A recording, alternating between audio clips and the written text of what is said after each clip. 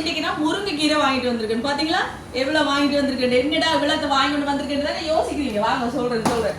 இங்க பாத்தீங்களா 1 2 3 4 5 கட்டு வாங்கிட்டு வந்திருக்கேன். ஒரு கட்டு முருங்கைக்கீரை இங்க 100 ரூபா. பாத்தீங்களா அரைவாசி பார்த்தீங்கன்னா ஃப்ரெண்ட்ஸ் கீரையே இருக்குது. அது இப்படி தண்டுகள் தான் இருக்கும் இந்த மாதிரி உள்ளுக்கெல்லாம் பார்க்க போட மாட்டேன். அரைவாசி பார்த்தீங்களா இங்கே பாருங்க நண்பர்களே, இப்படி தான் வச்சிருப்பீங்க. கொஞ்சம் தான் கீரை இருக்குது நண்பர்களே. இங்கே பாருங்க எந்த பெரிய தண்டு நண்பர்களே. பார்த்தீங்களா எப்படி ஒரு பேக்காட்டலண்டு. இங்கே இவ்வளோ தண்டு இவ்வளோ தான் கீரை. இதில் இங்கே அதுவும் இல்லை. இங்கே பாருங்க இன்னொன்று வேறு இதுதான். ஓ கடவுளே, இங்கே பாருங்க நண்பர்களே, இவ்வளோ தான் கீரை நண்பர்களே. இது இவ்வளோ 100 ரூபா. அதுக்குள்ள எவ்வளவு இது ஏன் வைப்பான்? அதை வைக்காமலே விடலாம். உண்மையை சொல்லி இவ்வளோ தாண்டி விற்கலாம். ஆனால் இதை வச்சு அந்த பெரிய கட்டு மாதிரி காட்டி பார்த்தீங்களா இப்படி விற்கிற வேண்டு.